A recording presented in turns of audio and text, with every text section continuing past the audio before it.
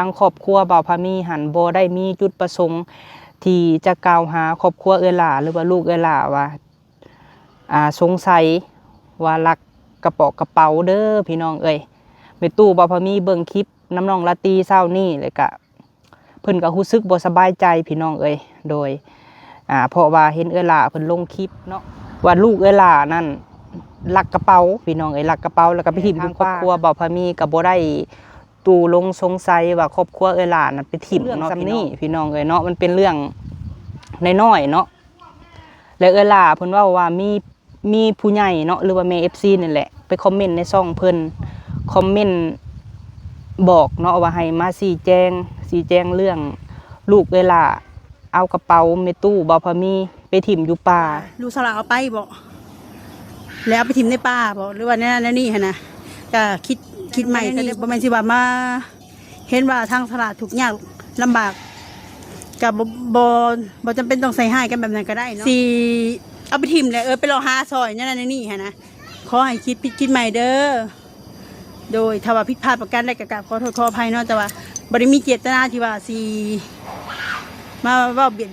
พลาดพิงใส่ไผผู้ใดคน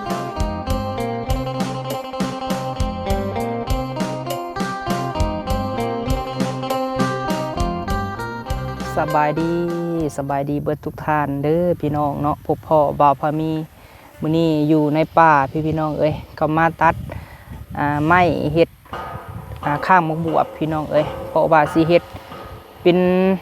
ให้มันขึ้นแบบงามๆเนาะพี่น้องเนาะเฮ็ดเป็นหางขึ้นจบเจือเนาะมื้อนี้เขามาป่ามาตัดไม้ผู้เดียวคือเก่าพี่น้องเอ้ยโดยเอามื้อนี้พี่น้องเอ้ยก่อนสิไปเบิ่งบ่าวพามีตัดไม้เฮ็ดข้างมักบวบเนาะพี่น้องเนาะพอดีว่าบ่าวพามีหันเบิ่งคลิปของเอื้อหล่าพี่น้องเอ้ยเพิ่นลงมือว่านนี่คลิปของเอื้อยเนาะแล้วก็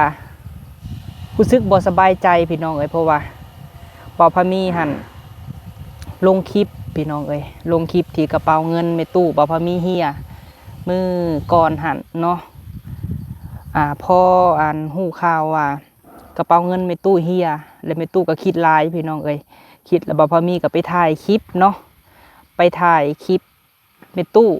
หรือว่าอัปเดตให้แม่ๆ FC บ่าวพามีเบิ่งนั่นแหละพี่น้องเอ้ยอยู่ที่ใหม่เนาะกำลังถ่ายคลิปได้ประมาณ20กว่านาทีเนาะเพราะว่ากระเป๋าเงินหันมันเหี่ยตั้งแต่มื้อก่อนๆพู้นแหละพี่น้องเอ้ยก็ผ่านไปมื้อคืนหนึ่งเนาะพี่น้องหลังจากว่าเหี่ยแล้วก็พากันหาแต่มันบ่เห็นพี่น้องเอ้ยหาบ่เห็นแล้วก็ย่าเนาะบัดนี้หันพอบ่าวพามีถ่ายคลิปพี่น้องเอ้ยบ่าวพามีถ่ายคลิปประมาณ20กว่านาทีนี่แหละเป็นมื้อใหม่พี่น้องเอ้ยบ่แม่นมื้อที่กระเป๋าเงินเหี่ยเนาะ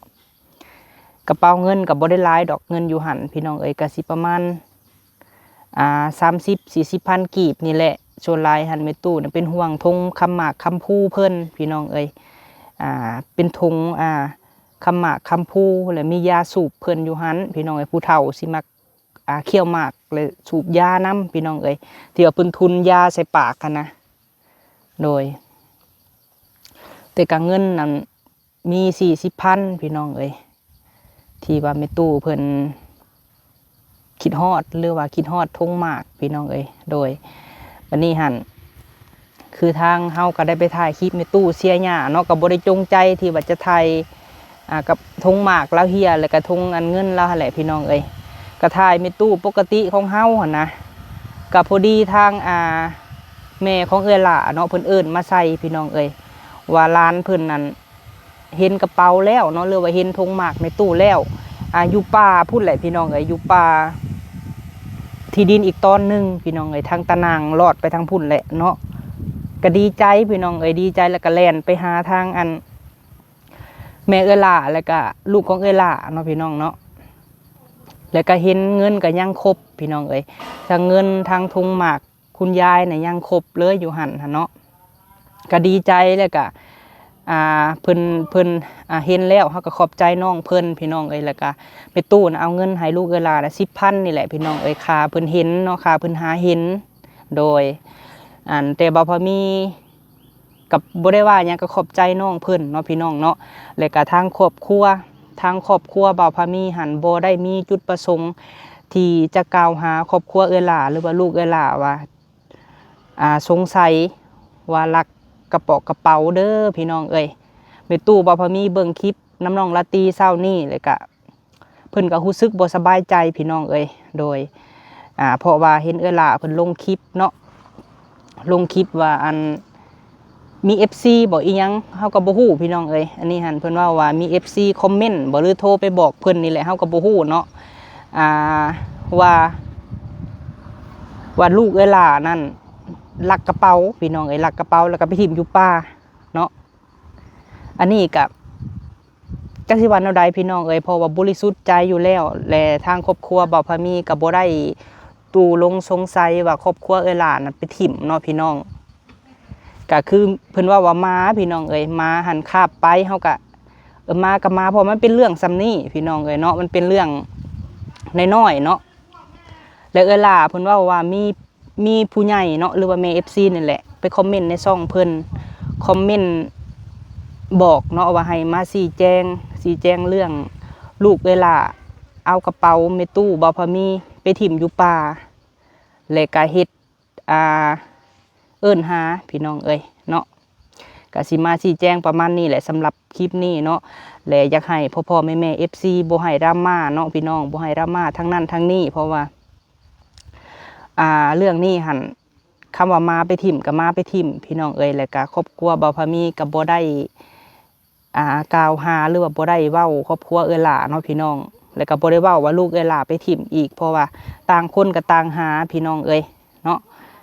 แล้วก็ฝากไปถึงเนาะพี่น้องฝากไปถึงแม่ FC ที่ว่าเพิ่นคอมเมนต์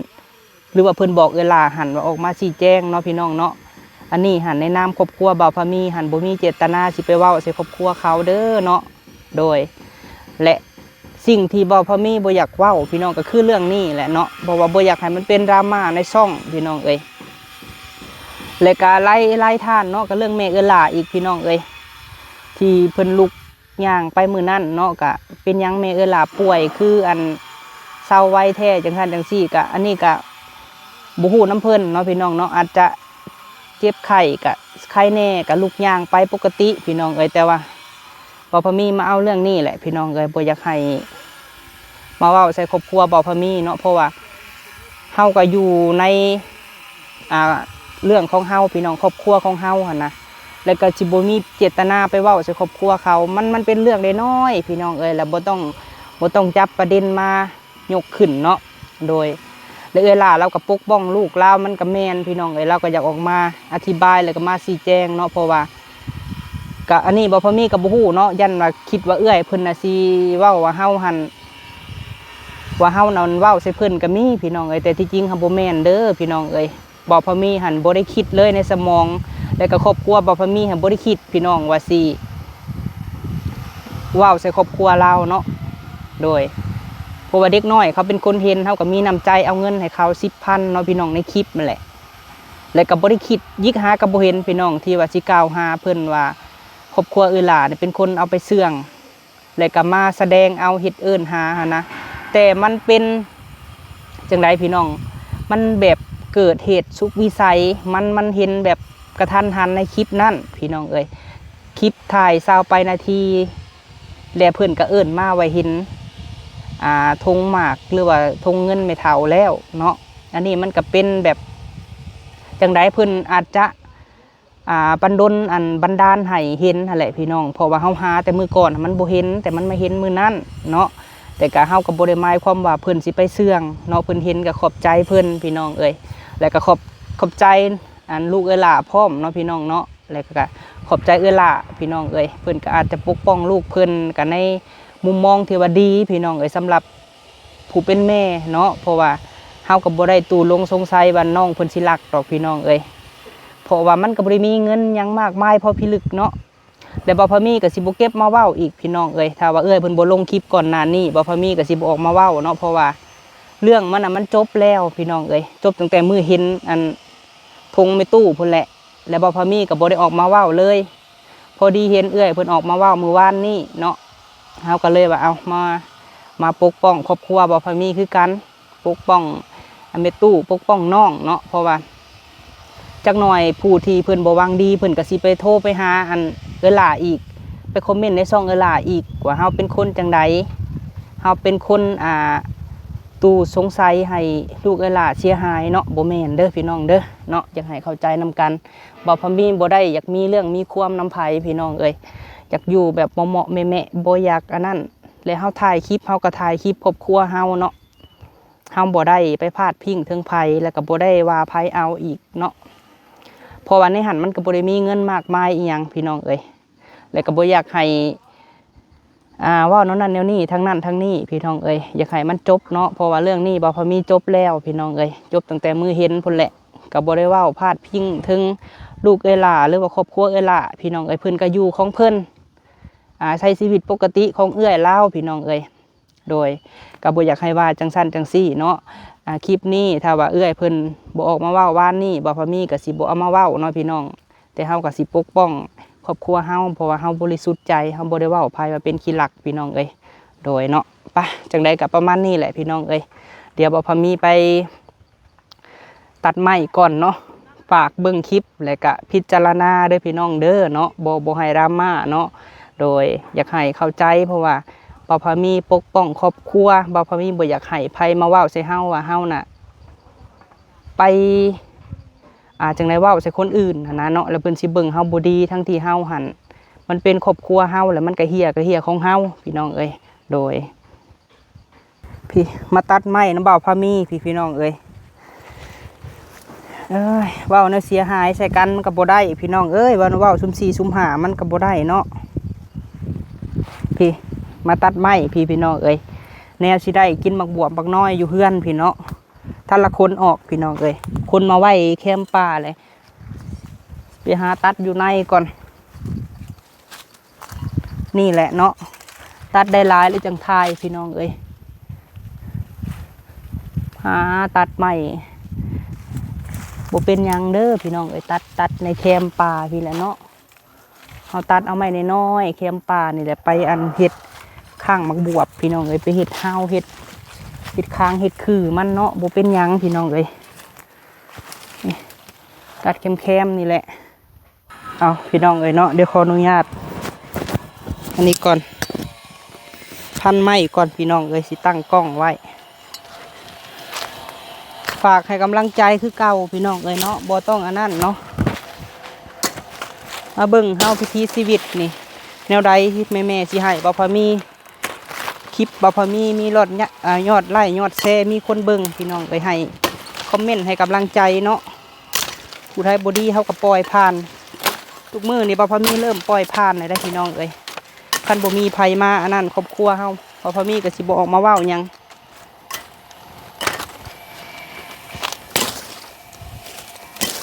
เพราะว่าเฮาเห็นเพิ่นออกมาเว้าก่อนเนาะเฮาจังเว้าไม่หยังกะคันเฮาเงียบเพิ่นสิว่าเฮาเป็นคนโง่พี่น้องเพราะว่ามันบ่แม่นความจริงมันก็คือความบ่แม่นอะไรพี่น้องเอ้ยถ้าเฮาเงียบเพิ่นสิว่าเฮาเป็นแบบนั้นอีหลีได้ถ้าบ่มีไผเว้าหยังบ่พอมีก็บ่ได้ว่าหยังพี่น้องเอ้ย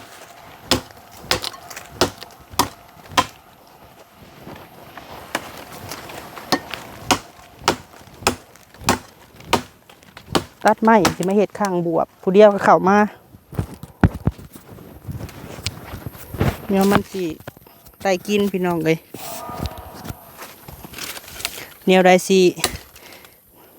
อันประหยัดเงินในพงนี่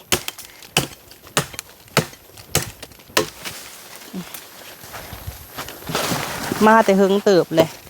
คนเมื่อกระซ้ำเถี่ยวเลยพี่น้องเลย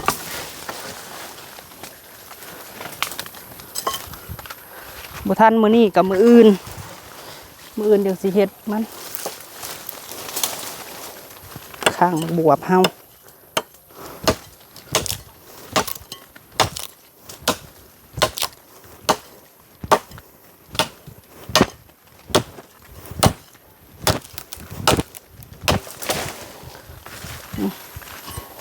ได้อันหนึ่งเลย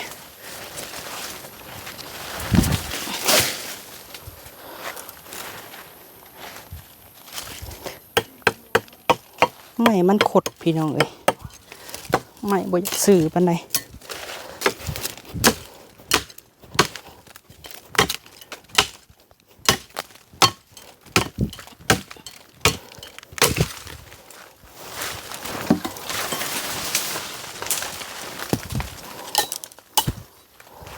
ขุดเขาก็ไปต่อเอา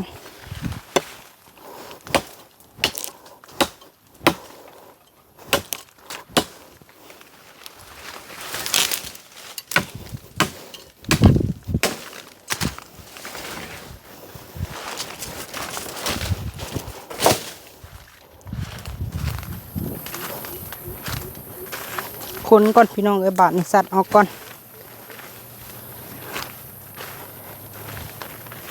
พี่ไม่ก็อยู่ในป่าพี่เลยพี่น้อง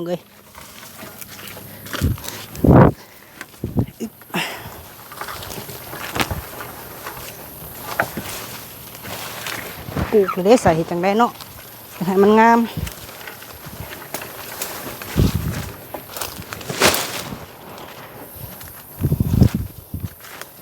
ตรงเห็ดข้างพี่น้องให้มันเป็นระเบียบวินัยเนาะเห็ดหยังกะมาเบิ่งบัดเฮาเห็ดห่างมันแล้วสิเป็นจังได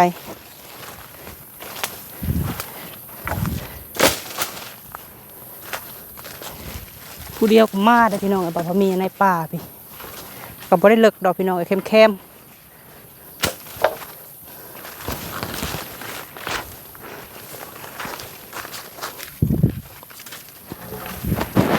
มาสัตว์ออกเอาไม้ออกจากป่า2-3 ต่อพวกแหละพี่น้องเพื่อจะหดนอก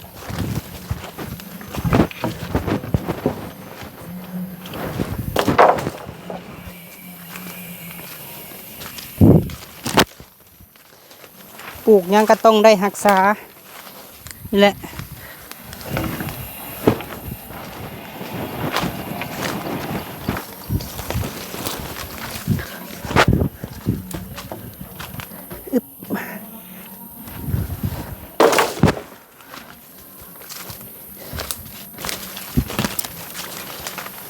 ยุงหลายพี่น้องเลยก็เลยแบบเอาผ้าทมหัวเนาะ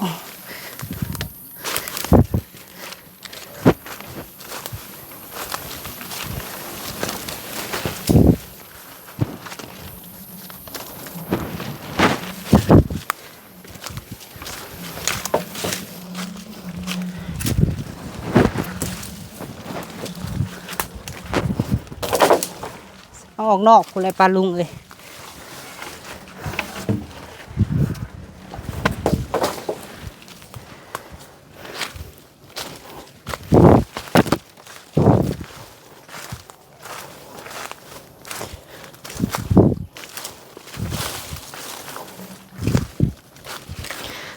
เนาะสิบ่ได้ถ่ายตอนพันเด้อพี่น้อง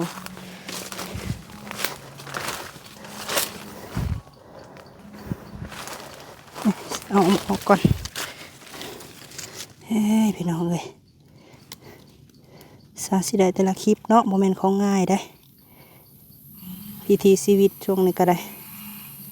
อยากให้เห็นว่าเห็ดยังพี่น้องเลยแต่ละมื้อ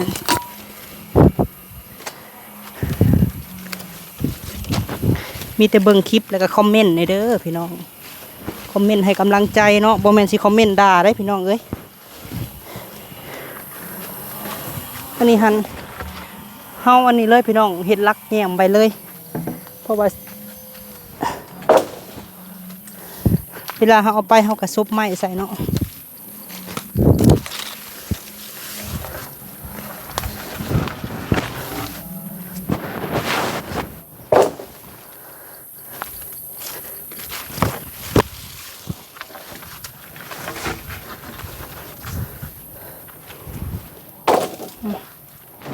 ก่อนบาดนี้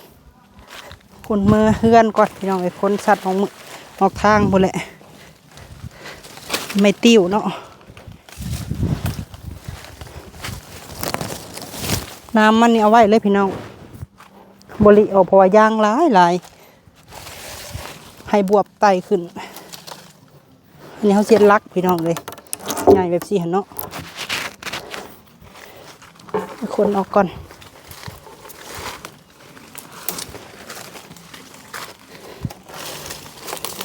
ทางหกขนาด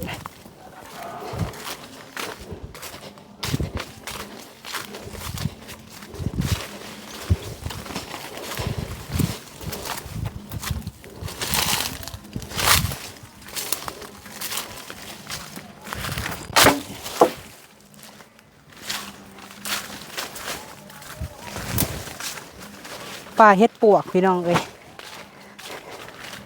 แถวนี้เป็นป่าเฮ็ดปวกเพิ่นแหละเอาเสือสองเลยขุดได้พี่น้องเอ้ยหาไม่ซื้อนี่ยากเลยเพื่อเขาไปฟังลงดินเนาะอันนี้ก็ขุดกระช่างเพราะว่าเฮ็ดหางมักบวบซื่อ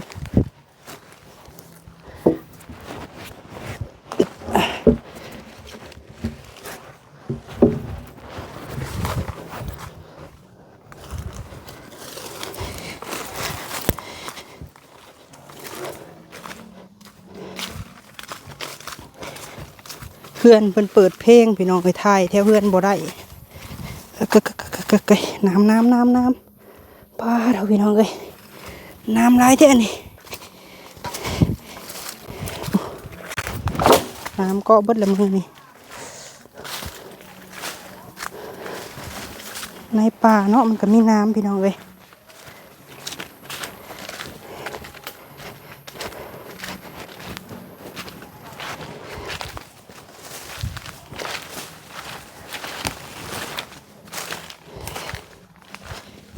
เนาะ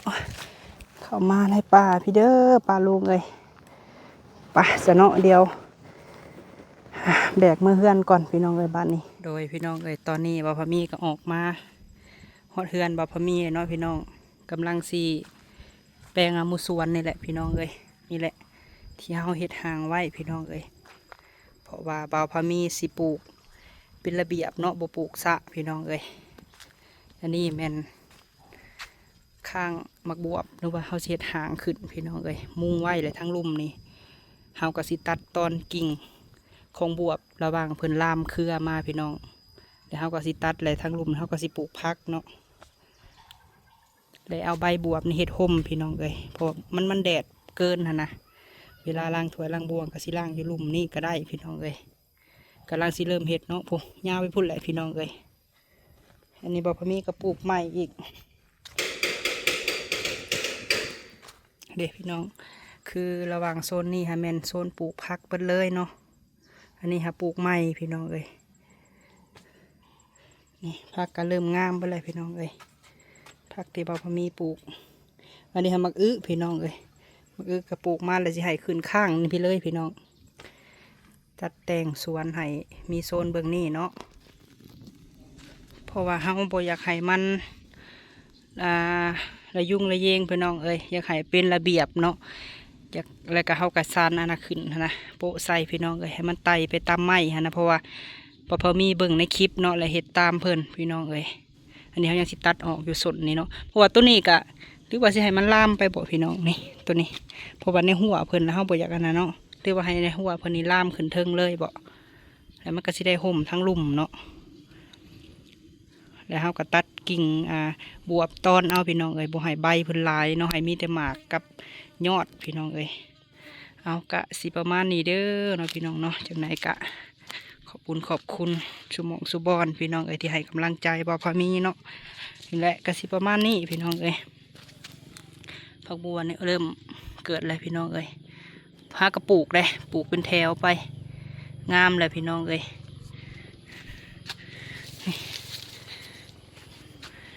นี่แหละเนาะ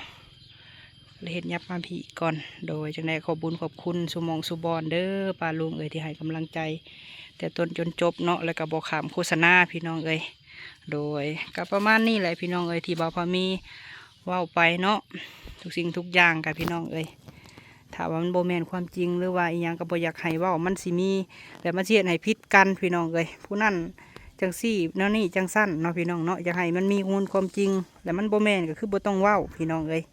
โดยไปสำหรับคลิปนี้ไปแล้วพี่น้องเอ๋ยเนาะกล่าวคำว่าสบายดีได้พี่น้องเด้อ